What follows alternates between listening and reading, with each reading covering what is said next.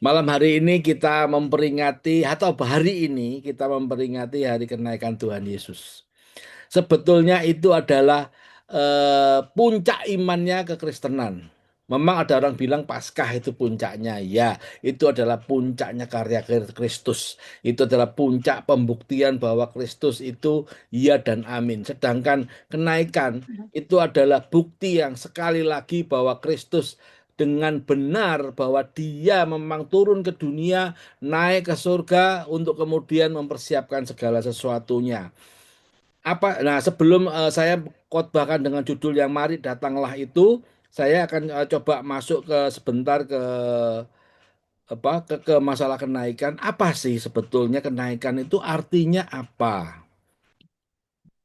Jadi di Kisah Rasul 1 ayat yang ke tadi saya sudah tutup. Ya, yang ayat yang ketujuh dan 8. Mulai dari yang 6 dulu deh. Ini kalau kita baca dari ayat 6, maka kita tahu bahwa para murid masih salah persepsi terhadap kedatangan Tuhan Yesus.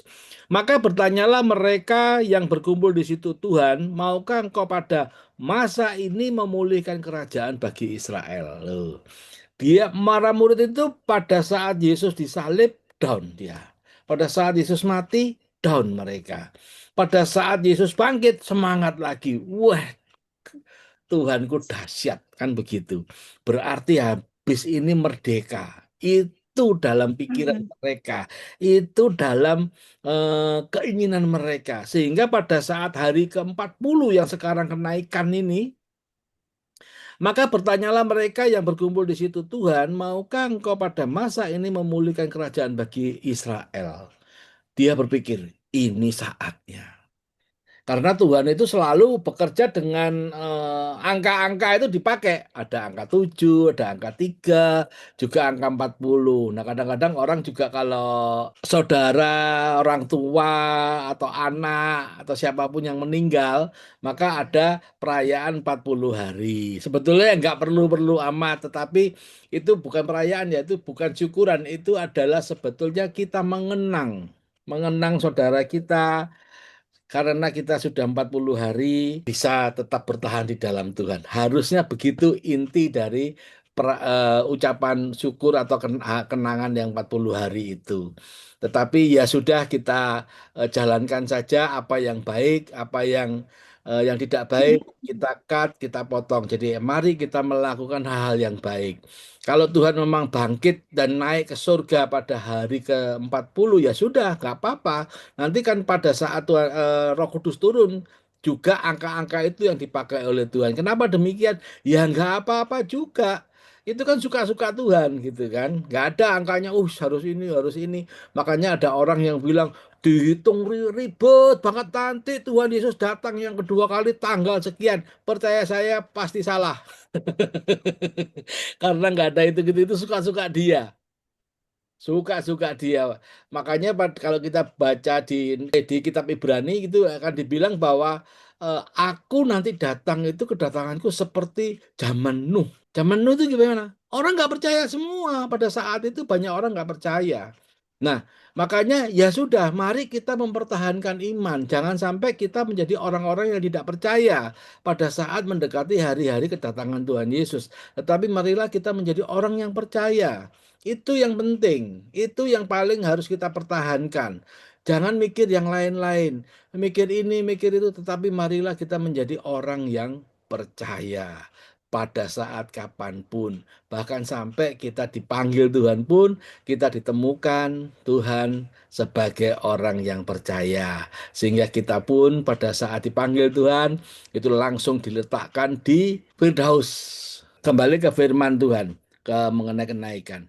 Jawabnya, engkau tidak perlu. Nah, ini dia. Ini yang tadi saya bicarakan. Engkau tidak perlu mengetahui masa dan waktunya yang ditetapkan Bapa sendiri menurut kuasanya. Jadi kedatangan Tuhan Yesus yang kedua kali bagaimana? Kita nggak perlu tahu kapan dan waktunya, kita nggak perlu ngitung kapan dan waktunya. Itu bagiannya Bapa di surga yang melakukan tugasnya untuk menyelesaikan, untuk mengatur rencananya, untuk membuat planning yang tepat sehingga semuanya terjadi pada saat yang tepat dan kita pun akan diangkat di awan-awan yang permai. Itu tugas kita. Jadi tugas kita apa? Satu tugas kita. Tetap percaya dan beriman. Itu saja yang diminta oleh Tuhan. Gampang toh? Gampang-gampang susah. Gampang pada saat kalau kita diberkati. Haleluya, ya kan? Pada saat kita dapat arisan. Haleluya. Tuhan baik. Pada saat kita dapat persoalan, bisa sakit. Nah, kayak Butan Pobing tadi sampai ketawa-ketawa karena lah pujiannya seneng. Nah, itu luar biasa. Itu salah satu bentuk iman. Itu yang harus dibangkitkan, itu yang harus diangkat terus. Jadi apapun keadaan kita, sakit cari Tuhan, sembuh cari Tuhan. Begitulah caranya. Diberkati cari Tuhan, jangan diberkati terus lupa. Itu yang bahaya. Terus kalau sedang masalah, cari Tuhannya mempeng kan gitu ya. Nah itu juga jangan seperti itu. Diberkati nggak diberkati tetap ngandol Gusti. Nah itu yang harus kita alami. Kita harus ngerti bahwa segala sesuatu itu ada bagiannya. Bapa di surga bagiannya ngatur planningnya Tuhan Yesus yang melaksanakan rencana-rencana Allah, termasuk dia datang ke dunia menjadi naturnya berubah menjadi natur manusia, daging, kemudian dia disalibkan, wafat, bangkit, sampai naik ke surga. Itu tugasnya Tuhan Yesus menjalankan, itu membuktikan bahwa Allah yang kita sembah dalam nama Tuhan Yesus adalah Allah yang setia. Nah, bagaimana respons kita? Nah, itu yang dipentingkan. Itu bagian kita. Jangan bingung dengan schedule-nya Tuhan. Ngapain ngurusi schedule-nya Tuhan? Mari kita mengurusi bagian kita. Kemudian di ayat 8 dikatakan, tetapi ini yang penting. Kenapa Tuhan Yesus harus naik? Ayat 8 dikatakan, tetapi kamu itu kita semua nih, bukan cuman para rasul, bukan cuman murid-murid zaman itu, tetapi kita semua yang di hadapan Tuhan, itu dia bilang gini, tetapi kamu akan menerima kuasa. Jadi yang menerima kuasa siapa? Pendeta? Enggak. Yang menerima kuasa siapa? Orang yang melayani Tuhan aja? Enggak. Yang menerima kuasa itu kita semua. Nah, itu yang perlu dimengerti ya. Yang menerima kuasa kita semua. Kalau Roh Kudus turun atas kamu, nah itu syaratnya. Jadi kalau Roh Kudus turun atas kita akan terima kuasa. Terus ayatnya bilang gimana? Kalau Roh Kudus turun atas kamu dan, nah ini penting, kamu akan menjadi saksiku di Yerusalem dan di seluruh Yudea dan di Samaria dan sampai ke ujung bumi. Inilah perintah agung Tuhan Yesus yang harus kita jalankan. Tetapi yang penting kenapa dia naik adalah supaya kita menerima kuasa. Jadi kuasa itu karena Tuhan Yesus naik dan Roh Kudus turun ke atas kita, kemudian kita punya kuasa. Kuasa untuk apa? Dan melakukan hal-hal besar supaya kita bisa melakukan hal besar itu kalau Tuhan naik. Nah, sesudah ia mengatakan demikian, terangkatlah ia disaksikan oleh mereka dan awan menutupnya dari pandangan mereka. Itu kisah kenaikan. Berarti memang Tuhan itu dengan segala halnya, dengan segala rencananya, dengan segala komitmennya, pada saat Adam dan Hawa jatuh dalam dosa, maka yang terjadi itu yang terjadi seperti yang kita lihat tadi, yang kita baca tadi, supaya kita semuanya boleh dan tahu bahwa segala sesuatu sudah dipersiapkan. Sekarang Bagaimana kita menyikapi hal ini? Ini yang paling penting. Makanya tadi judulnya adalah apa? Mari datanglah. Kenapa sih judulnya hari ini kenapa mari datanglah? Karena hari-hari ini itu hari-hari yang berat. Pada saat hari-hari yang berat, banyak orang yang mulai berpikir yang aneh-aneh.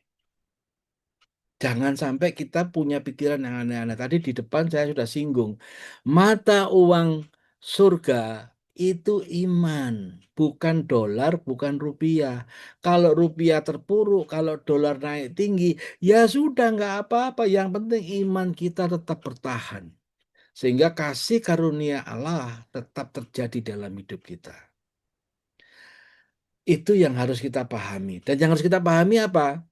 Satu hal lagi yang harus kita pahami. Ini yang membuat kita harus jadi kuat. Karena apa?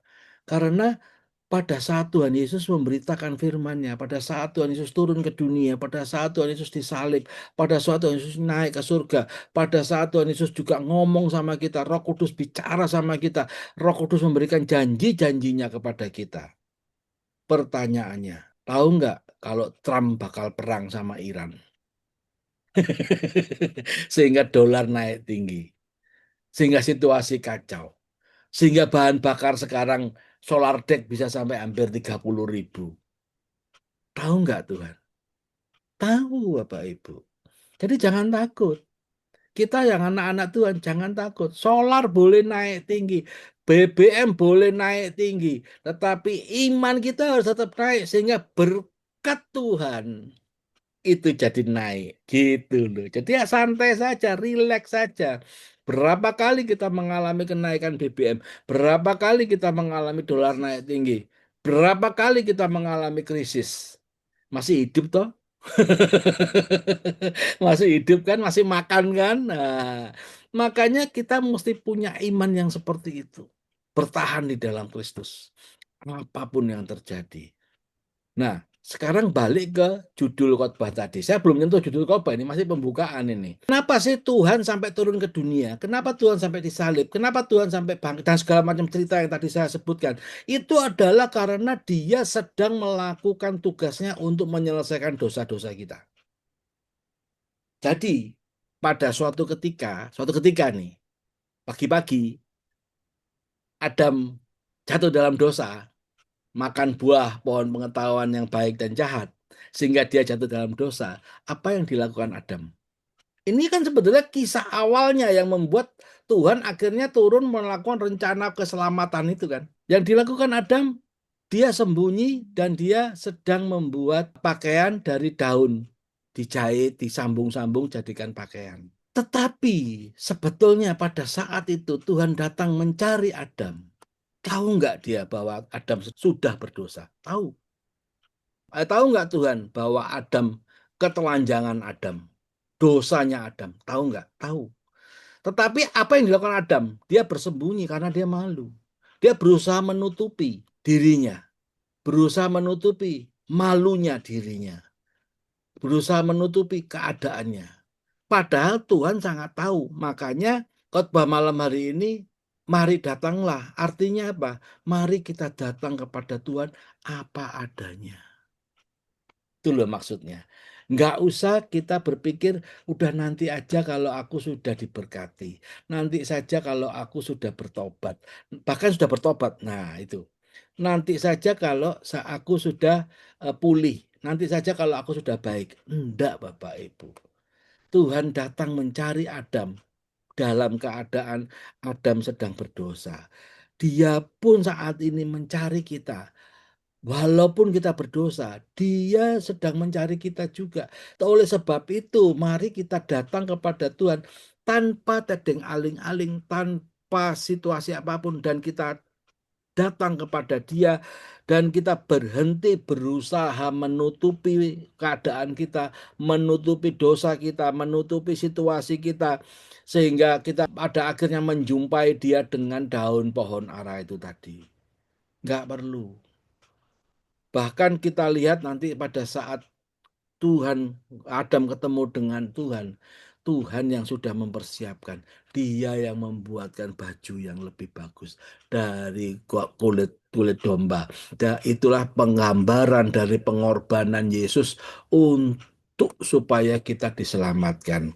Jadi saat kita jatuh, reaksi pertama kita itu adalah sembunyi. Jangan bersembunyi, Bapak Ibu. Jadi pada saat kita jatuh, datanglah kepada Tuhan, bertobat dan selesaikan semuanya di situ. Letakkan dosa itu di bawah kakinya. Jangan kita menjahit daun pohon ara untuk menutupi malu kita. Atau kita bilang sama Tuhan, nanti dulu ke Tuhan, kalau sudah mendingan aku baru balik. Enggak. Mari kita apa adanya mendatangi Tuhan. Jangan ada apanya, itu yang penting. Makanya firman Tuhan pada malam hari ini mengingatkan kita, siapapun kita, jangan takut. Kalau kita berdosa, bahkan Tuhan bilang apa? Walaupun kita berdosa sampai dosamu semerah buah kirmisi, Tuhan bisa memutihkan seperti salju. Itu poinnya. Mari datang kepada Tuhan. Apapun keadaan kita, jangan takut, jangan gelisah, jangan berusaha nutup-nutupin. Tuhan tahu kok. Jadi mari datang di saat-saat kita paling berantakan. Di saat kita paling kita hancur-hancuran. Itulah saat kita paling butuh Dia. Kita datang dan merendahkan hati di hadapan Dia.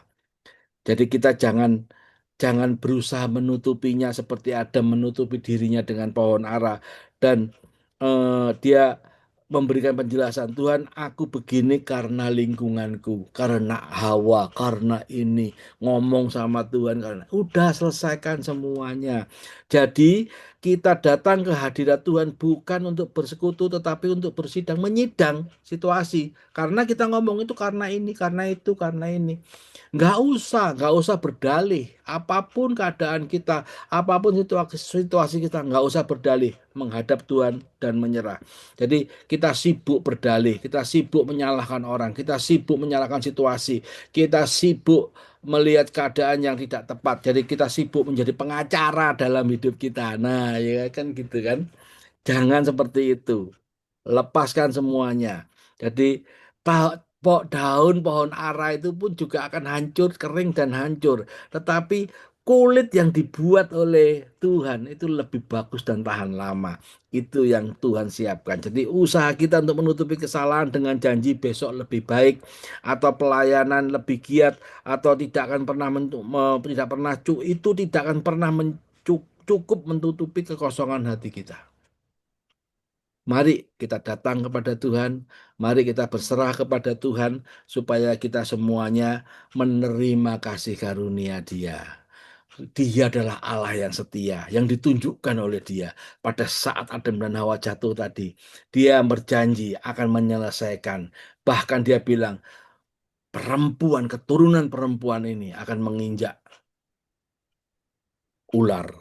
Nah, seperti itu.